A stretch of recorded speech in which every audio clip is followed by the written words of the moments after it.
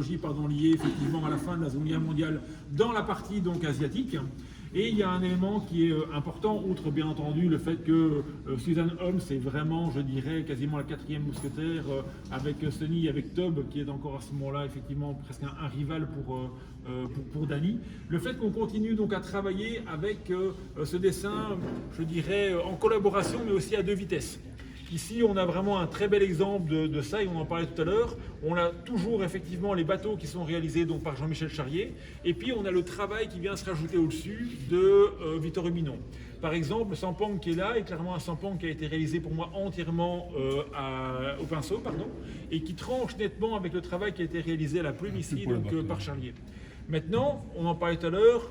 Comment est-ce que le travail des ombres a été réalisé? Est-ce qu'il est vraiment réalisé par Charlier lui-même, ou à mon avis il est plutôt réalisé par Hubinon qui arrive et qui donne effectivement l'atmosphère générale à sa case une fois que le travail de Charlier a été réalisé?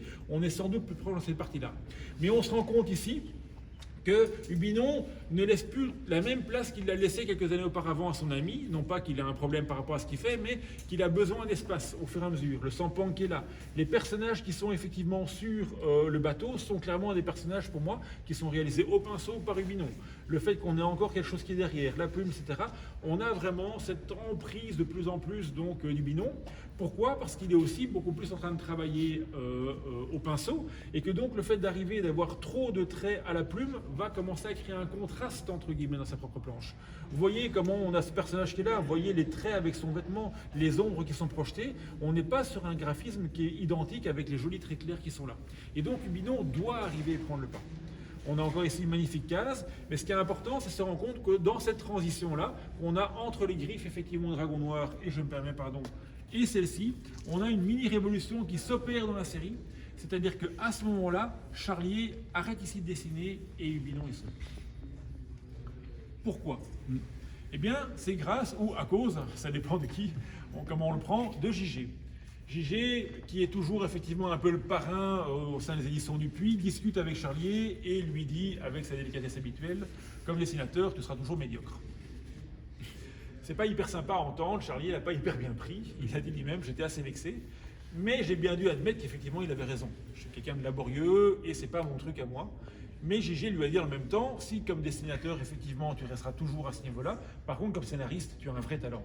Et donc arrête de faire les deux, continue effectivement dans la voie qui est la tienne d'arriver de faire des scénarios et laisse le dessin aux autres. Et Charlier arrête effectivement à ce moment-là de continuer donc à dessiner sur les planches, et à partir de ce moment-ci, on va donc uniquement avoir du Hubinon qui va être, je dirais, seul en tout cas sur la partie dessin. Et je vous expliquais comment Hubinon avait besoin de cet espace-là, et on va s'en rendre compte dans les planches qui suivent. L'autre élément aussi, c'est que Charlier, qui est en train de terminer ses études, il continue à arriver et à envisager donc différents métiers et différentes choses, et il se rend compte que si jamais il arrête le dessin, il va avoir un gros manque à gagner. Lorsqu'il a réalisé les planches ensemble, la moitié du prix de la planche était pour Charlier, l'autre moitié était pour Hubinon. À partir du moment où il ne fait plus que signer le scénario, automatiquement cette proportion diminue. Sans doute un tiers de tiers, voire peut-être même moins. Et donc Charlier va devoir faire beaucoup plus de scénarios pour pouvoir arriver et tenir effectivement cette ambition financière. Il va faire d'autres petits boulots, mais je vous en parle dans un instant. J'aimerais